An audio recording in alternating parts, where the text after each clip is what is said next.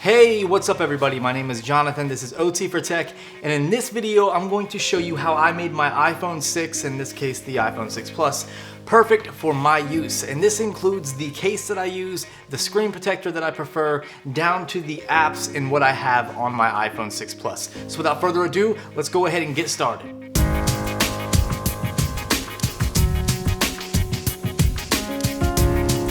So the case that I'm actually using on my iPhone 6 Plus is the Spigen AirSkin, and I absolutely love this case. It doesn't give you the best protection because it's only 0.4 millimeters thick, so it's definitely not gonna give you any drop protection, but it's gonna maintain that subtle or just very thin and slim profile that the iPhone 6 and 6 Plus is known for, and that's why they created the iPhone 6 and 6 Plus so thin. That way it was easier to use with one hand, even though the iPhone 6 Plus is by no means a one-handed device. Now, the Spigen AirSkin is available in the frosted color that you see here, and you can also get it in a darker gray. I prefer the frosted series because you can actually see through it a little bit better than the gray. But as you can see, it is extremely thin, and it actually hugs the side of the phone, kind of just hiding the rounded design here. And with a screen protector that covers edge to edge, such as the iLume, I'm not sure how it would work. I haven't had a chance to try it out yet. This is just a cheap screen protector that I got from the gas station just to protect my screen until the Mime Ghost Glass color comes back into stock, because that is definitely the tempered glass screen protector that I prefer, which is why I made a video and stated that it is the best screen protector for the iPhone 6 and 6 Plus at this point.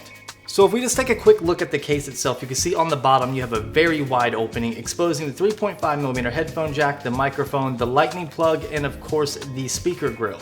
On the right hand side you have a cutout for the power button, and on the left hand side you have a cutout for the mute toggle switch and your volume up and down. On the back you have a cutout for the camera, a microphone, and the flash. And one thing that's important to mention about this case is the fact that it's so thin that it's actually not going to stop the camera from protruding. So when you set it down, it's actually still going to rock. It's gonna be very minimal, but it's still going to do that. And the thing about it is, I like minimal cases, and I love the slim profile of the Spigen Air Mask. I mean, it is just an amazing case, and it doesn't provide any bulk to your phone, although you take that with not that great of protection, but I'm okay with that. I don't need drop protection. The most I've ever dropped my phone is when it slid out of my pocket and gets stuck in between the middle console and my seat, and that's about it. Now, in case you guys don't know already, my favorite screen protector is the Ghost Glass color by Mime. Now, I'm a huge fan and a huge supporter of Mime products. They have an excellent warranty and they stand by their products, and they make some excellent protection for your iPhone 6, 6 Plus, 5, 5S, and many other different devices. I'll leave a link to the Ghost Glass color in the description below, as well as a link to my review of the Ghost Glass color. And it's an edge-to-edge tempered glass screen protector with an amazing oleophobic coating coming in at 0.3 millimeters thick. So it's very thin, and it's gonna protect the entire display of your iPhone 6 and 6 Plus. Definitely the screen protector I recommend at this point. So now that we got the basic hardware covered on my iPhone 6 Plus, this includes my case of preference and my screen protector of preference, we're gonna cover what exactly I have on my iPhone 6 Plus. Now, I'm a big fan of jailbreaking. I love the freedom of jailbreaking and all the tweaks that come with it. So, of course, naturally, my iPhone 6 Plus is jailbroken. So I'm gonna go over some of the tweaks that I use, as well as the apps that I've downloaded from the App Store, so that way it gives you a basic overview of what exactly is on my iPhone 6 Plus. So let's get started on that now. Okay, so what we're gonna do is we're gonna start at the top and work our way down, and I'm gonna cover all the apps on my iPhone 6 Plus. This is gonna be more of an overview. If you want a more detailed review of a specific app, just let me know what the app is in the comment section below, and I'll do my best at making that video. So let's go ahead and start at the top. So at the top we have the calendar app, settings, mail, and a tools folder. If we open that up, you can find apps such as your clock, calculator. On Ringtones is actually a jailbreak tweak, which I'll cover in the jailbreak portion of this video. Contacts, FaceTime, compass, tips, and voice memos. On the next row, we're gonna find the App Store, the photography folder, photos, and the Apple folder. If you go into photography, you'll find Camera Plus, which is an amazing camera app full of different features such as filters, manual controls, and photo editing tools. Movie Pro is more aimed towards video, so if you like to record video on your iOS device, Movie Pro is definitely for you. You can record in 240 frames per second like you can with the stock camera app on the iPhone 6 and 6 Plus, and you also can record in Quad HD. Photoshop Mix is Photoshop for mobile, so you're going to get some photo editing tools within that app. Backing it up, inside the Apple folder, you're going to find some basic iOS apps that come with your iPhone, such as Maps, iTunes Store, the Apple Store, which I downloaded, Podcasts, iBooks, things that basically I don't really use. However, if I ever need them, they are there, so I labeled it as the Apple folder. Moving on down to the third row, you can see I have Google Maps, the Weather Channel app, Passbook, and then my social folder. Google Maps is definitely superior to the stock Maps app that comes with your iPhone in almost every way. However, Apple is doing a good job at updating their Maps app. The Weather Channel is just great for weather alerts and things like that. That's why I use it instead of WeatherBug. And plus, WeatherBug is not really updated yet to support iPhone 6 and 6 Plus displays. So the Weather Channel just looks better all around and just a better app at this point. In my social folder, we have Facebook, Tweetbot 3, Instagram, Hangouts, Messenger, Google+, Alien Blue, which is actually a Reddit app, and Snapchat. I am on Snapchat. You can find me at OT4Tech without any underscores, but I don't really use it. I'm actually new to Snapchat, so if you want to find me, cool. If not, it's actually no big deal. I'm still trying to get used to it and figure out how that actually works. So in the next row we have Cydia. Like I said, I am a big fan of jailbreaking, which is why you see the Cydia app right there on my front page. You have Evernote, Notes, and Reminders. Evernote is a note app. However, Evernote will sync across multiple platforms, which is why I use it instead of the stock Notes app. However, if I just need to jot something down real quick, I will use Apple Notes rather than Evernote. Moving on down to the next row, you can see ProTube, which is actually a YouTube app, and it's much better than the stock Google YouTube app. It has tons of features, and the interface itself is just much better to look at, as you can see. And then next to that, we have a Google folder, Spotify, which I am actually a subscriber to Spotify. And right now they're running a special where you pay for 1 month and then you get 2 months free. So for $9.99, you're actually getting 3 months of Spotify. It's a great deal, and I've always been a subscriber to Spotify. However, I did switch to Beats for a little while, and they're both about even. And then next to that, I have my music app, which is actually the stock iOS music app, but I keep that on there for iTunes Radio. If we go into the Google folder, you can see I have the stock YouTube app, the YouTube Studio app, Google, and then Google Drive and Docs, of course. Moving on down to the next row, I have Feedly for all my tech news and things like that. I have Fox News for all my world news. LastPass is my password manager, so if I ever need to log into one of my sites from my desktop computer, I just open up LastPass, load it up, and there it is. And it easily inputs all your password information. It stores your credit card information. It's just a very good app, and it's actually now using Touch ID to unlock it or to log in. So it's very, very good for password management, for credit card management, and it's also good for security. And then I have the AT&T app, so that way I can pay my bill, check my usage, and things like that. And of course, in my dock at the bottom, I have my phone, messages, Safari, and my camera app. Okay, so we're just gonna go ahead and scroll over to the next page, and then we'll start at the top here. Okay, so the very first app you see on my second page is the Starbucks app. I love Starbucks. I could live at Starbucks, and I actually do live off of Starbucks. It's just my favorite coffee, and I go there probably 5 times a week. It's unreal the amount of money I spend on Starbucks. Next to that, I have Yelp, so that way I can find good places to eat, and if I'm on the go or just in an unfamiliar area, I can always find something to do, something to see, something to eat, somewhere to shop. It's just a great app for location and just to find other things to do other than sit at home.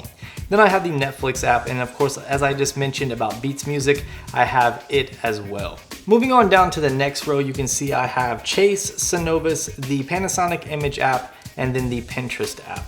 Pinterest, don't judge me, is a great source for different tech videos. And I actually use Pinterest for different occupational therapy ideas as well, for treatment approaches, different treatments for patients, and just different craft activities to do with patients, things like that. It's actually a great source just for creative minds.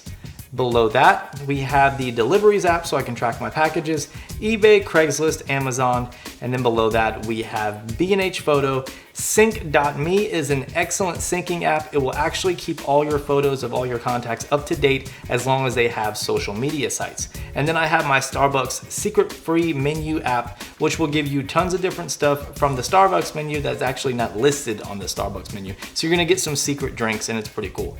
And then I have videos, which I never use. Activator is actually a jailbreak tweak. And then I have the Ritzby keyboard, which is a GIF keyboard. It's pretty cool. I don't use it that frequently, but if I ever want to just put a GIF on a message, it's there. And then I have the FlexKey keyboard. Okay, so now that we covered basically all the stock apps or the apps that you can download through the Play Store on my phone, as well as the case and my screen protector of choice, let's go ahead and cover the jailbreak tweaks that I have on my iPhone 6 Plus. So the first tweak that comes to mind is Activator. Now Activator is a very powerful app and it lets you control tons of different settings, tons of different apps and features with simple gestures, such as a double press of the home button, or you can even trigger with the fingerprint sensor. So you can double press the fingerprint sensor, and instead of using reachability, you can actually trigger Google Now or whatever you want to trigger. It's a very powerful app and extremely useful and extremely purposeful. Typing with the iPhone 6 Plus with one hand is almost impossible. And this leads me into my next favorite jailbreak tweak, Handy Key. Handy Key can be set up with a gesture via Activator. In this case, I got it set up to where if I swipe up on the right-hand side or swipe up on the left-hand side, it will activate depending on the side that I swipe up from. If I swipe up from the right-hand side, it will actually give me a keyboard small enough to type one-handed on the right-hand side. If I swipe up from the left-hand side, it will move that keyboard over to the left-hand side so I can easily type one-handed with my left hand. It can be set up in the settings portion on your phone, and it has a few different settings. You can set it up for a full keyboard layout, specifically on the left side or specifically on the right side, or you can set up the way I have, which is via Activator. It's very easy, extremely useful, and it's definitely worth the little price tag that comes with it. One thing I really love about Android is when you're using a Twitter client such as Phoenix or Talon and you want to push out a tweet that is longer than the allowed character limit, it will automatically just use twit longer. Well, there's no app in the App Store that allows you to do this on iOS devices. Well, my next favorite tweak is called Infinity Tweet 2. There's no settings to set up. Once you download it, it's automatically activated. And what it does is it allows you to push out a tweet longer than the allowed character limit on Tweetbot 3, Tweetbot 2, or the stock iOS Twitter app. So as you can see here, I actually have a tweet that is 13 characters longer than the allowed limit. And all I have to do is hit tweet, and then it gives me the option to cut it back or use tweet longer. And tweet longer will actually push it out, and there'll be a link for other people to click on, and you'll see my full tweet. Very useful if you are big into Twitter, and I definitely recommend it. This next tweak is really awesome if you're into using an alternative browser other than Safari, such as Chrome or whatever other browser out there that you might use instead of Safari. And it's called Nitrous. And what it does is it enables JavaScript all the way across the board. So even Twitter, Facebook, Google+, all these other apps are gonna get JavaScript now. So it's gonna make them much more responsive, much more smoother, and just an overall better experience. And you can enable individual apps by turning on all apps or turning off all apps, and then clicking the apps that you actually want it to be enabled on. It's a very useful app, and you'll actually see a significant difference in improvement in speed with like Twitter, Facebook, your Chrome browser, just different types of apps like those. Having a larger screen on your iPhone is awesome. There's really nothing to hate about it except for the fact that it is a little bit too big at times. And one annoying feature is the fact that when you pull the phone out of your pocket, sometimes your screen is stuck in landscape. And this can be really, really annoying. However, it can be easily fixed with this next tweak. It's called Notate, and it's one of my favorite tweaks from Cydia. What it does is it allows your phone still to rotate on any other app but your home screen. So as you can see here, it is in landscape. My home screen is not rotating, but if I open up Safari, it is actually in landscape. And it works for all your apps across the board as long as they are able to go in landscape. It's free and it's extremely useful and one of my favorite tweaks from Cydia. One annoying thing about the stock iOS keyboard is the fact that whenever you're typing, you really don't know whether you're typing in lowercase or uppercase. And this can be fixed with a simple tweak called Showcase. And what this does is it allows you to visually see on the keyboard whether you're typing in lowercase or uppercase. So as you can see here, my keyboard is in uppercase, and if I hit the shift key here, it drops the letters into lowercase. So I know exactly what I'm typing and how I'm typing it. There's no doubt about it, the iPhone does an excellent job at managing background applications while conserving battery, so I have no complaints there. However, it is a little bit annoying when you go to close background applications and you gotta swipe them up individually.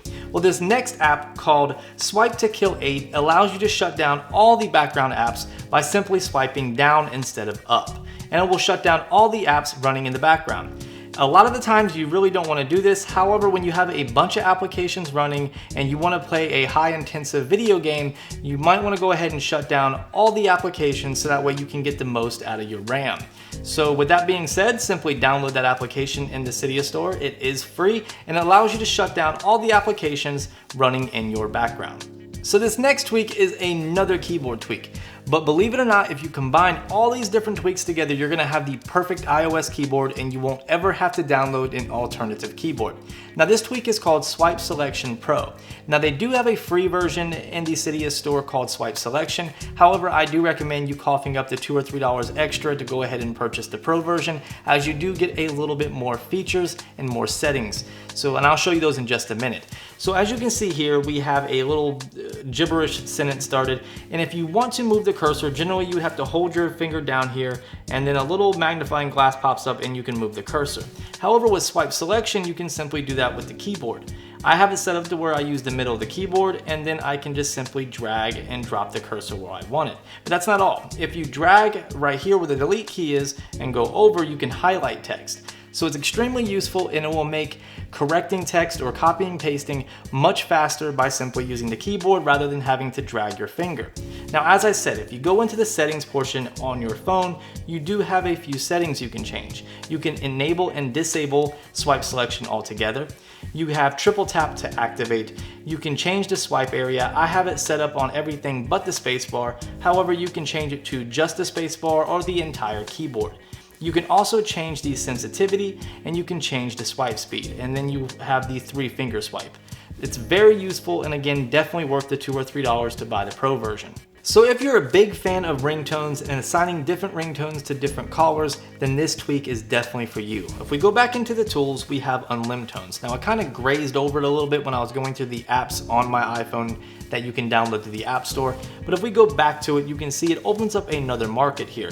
Now what this does is it gives you access to thousands upon thousands upon thousands of different ringtones that you can download and assign to different callers because it goes directly to your iPhone. So if we do a search here for an artist, we'll type in Tuv Low and we'll do a quick search and you can see a bunch of different ringtones will come up for your artist. And all you got to do is click the one that you want, download it, and then assign it to a caller or use it as your general ringtone. It's very, very nice, and I love it just because I like having different ringtones on my phone. I don't like the boring standard rings that your phone comes with. Okay, so finally, we're getting down to the last app I'm going to cover on my iPhone, or a last tweak on my iPhone 6 Plus that really makes my iPhone 6 Plus the perfect device for me.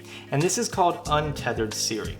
Now by default, if you go into settings and then go under Siri, you will see an option for while charging. Now, while the phone is charging or connected to a charger, you can use the Hey Siri command and Siri will activate. Well, with the Untethered Siri, it actually gives this option to you even when the phone is not charging. So if you click always once you download the tweak, you will see when I say, "Hey Siri," Siri will activate and then you can say, "How's the weather?"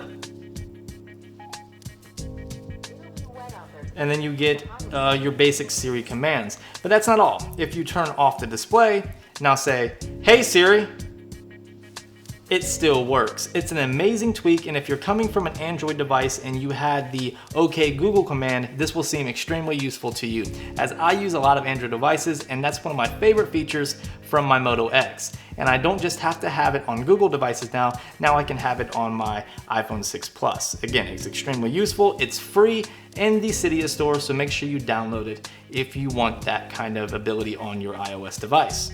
Well guys, that does it for me on what's on my iPhone 6 Plus and how I made it the perfect device for me. If there's anything that I missed or you think that I should cover, let me know in the comment section below. I know I didn't have a lot of apps on there from the App Store. I have actually more tweaks because I am a more purposeful kind of guy. I like everything that I download to have a purpose and to be useful, which is why most of my tweaks and modifications are all things that are going to correlate to my day-to-day task. That's why I don't have Winterboard and things like that on here, because they really don't have any purpose in my lifestyle. But again, if there's anything that you guys want me to check out, let me know in the comment section. Follow me on all my social media connections, and I will see you guys in the next one.